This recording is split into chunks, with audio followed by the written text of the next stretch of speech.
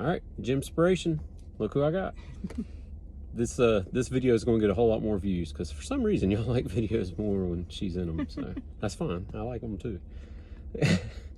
So in the past, I have struggled with. Well, let me back way up. In my childhood years, teenage years, I struggled with telling someone I loved them, especially like women or somebody I was dating.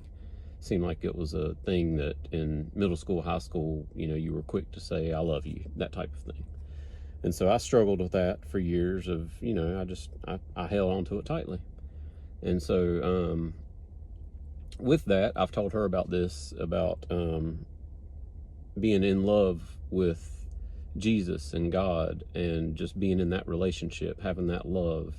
And so I may have had videos where, do you tell God you love him? Do you openly put it out there, because he loves us. And so, it's the most important commandment, love God above everything else. And so I've made it a point over really past, I think I've told you about it over the past year or two, actually saying it in my prayers and, vocalizing it.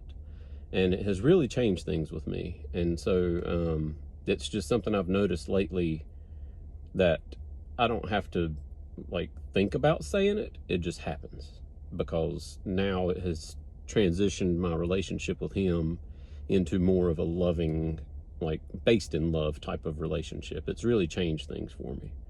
And along with that, we've talked about how it's changed our marriage, about everything we've been through, and focusing on him has really helped our marriage. It's really made it stronger. And there's just something about worshiping with your spouse. And what I love when we're worshiping, if you are at our church and you see us, we will be holding each other and singing and praising him. And it just feels like it's the way that God meant it to be. And it just feels so wonderful. And I just love those moments. And we're just giving it all to him.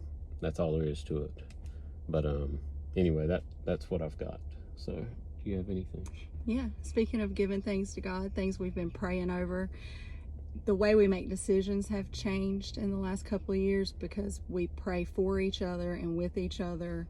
When we feel conviction and being led in different directions, it's through prayer that we make decisions. And through consideration with each other, it's just a whole different relationship. So through that, in the last few months, we've decided for me to leave my job and to focus on homeschooling Abby, spending time with our family, taking care of our parents. It's just very important for us to have those relationships at this point in our life. But it's something that God has led us to, and it's just been, is our calling. Yeah. I mean, we have been given, so whether you know or not, we have Iris and Vine, and we have really neglected it. God gave it to us a few years ago, and it really, it was like a catalyst in our lives to help us focus on him. It was weird how it all happened, but anyway, it's something that we do on the side. It's our online boutique. I've talked about the t-shirts. I do the t-shirts, she does the clothing.